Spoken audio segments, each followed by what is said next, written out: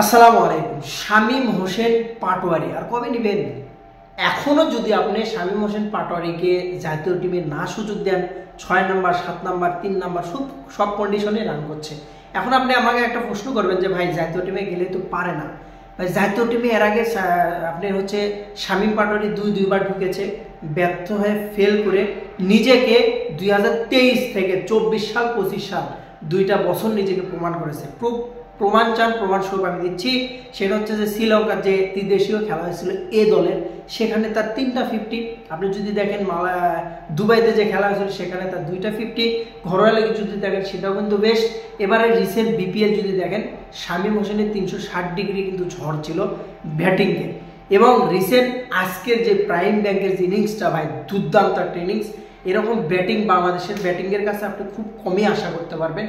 দেখার মতো দুর্দান্ত ব্যাটিং ছিল শামীম হোসেন পাটোয়ারি। একটা সময় প্রাইম ব্যাংকের 1 রানে 2 উইকেট পড়ে গেছে। নাইম শেখ থেকে শুরু করে প্রথমে কিন্তু সাব্বির হোসেন উইকেটটা পড়ে দেয়, পরবর্তীতে কিন্তু 7 রানে আরেকটা উইকেট পড়ে দেয়।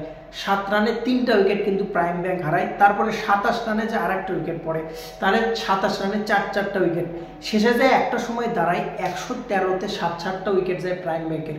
ওখান থেকে রনিকে সঙ্গে নিয়ে 94 রানের একটা ইনিংস খেলে, যেটা শামীম পাটোয়ারি অল্পের জন্য সেঞ্চুরি হয়নি, কারণ রান আর বেশি ছিল না, রানটা ওই পর্যন্তই ছিল। এই যে সেখান থেকে টিমটাকে জয় করে তারপরে কিন্তু মাঠ ছেড়েছে শামীম পাটোয়ারি, এই যে ইনিংসটা, এটা কিন্তু জাতীয় টিমে আমি বারবার বলেছিলাম যে চ্যাম্পিয়ন ট্রফিতে 6-7-এ হ্যাঁ জাকের ভালো হচ্ছে, আমি তার রিপ্লেসমেন্ট বলিনি, কিন্তু একটা পজিশনে কিন্তু দেওয়াই যেত শামীম হোসেন পাটোয়ারিকে। সামনে যে টি-20 বিশ্বকাপ আছে, এখন থেকে উচিত বিসিবির শামীম হোসেন পাটোয়ারি থেকে শুরু করে 6 নাম্বার 7 নাম্বার 3 নাম্বার র্যাঙ্ক এখনও হাতে সময় আছে অনেক পরিমাণ।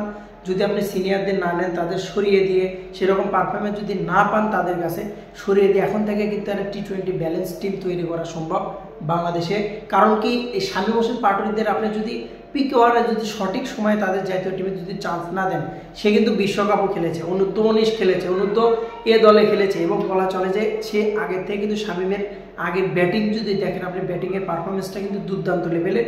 সব দিকে শট খেলার অ্যাবিলিটি কিন্তু বর্তমানে আছে। আগে একটা দুর্বলতা তার ছিল, সেটা হচ্ছে যে ঠিকঠাকভাবে নিজের ব্যাটিংটা করতে পারতো না শামীম পাটোয়ারি। বাট এখন কিন্তু যদি আপনি আজকের ইনিংসটাই দেখেন, 4টা ছক্কা মেরেছে, এবং বলা চলে ছক্কাগুলো দেখার মতো কোনোটা একটা চান্স দেয়নি ক্যাচ ধরার মতো। সো আপনি যদি পিক আওয়ারে সঠিক সময়ে জাতীয় দলে যদি তাকে না নেন, অবশ্যই কিন্তু ব্যাড লাক বা ব্যর্থতার বৃত্তেই কিন্তু ঢাকা থাকবে।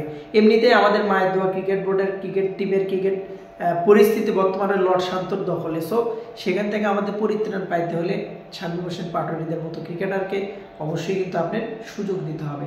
বেস্ট অফ লাক, ভালো থাকুন।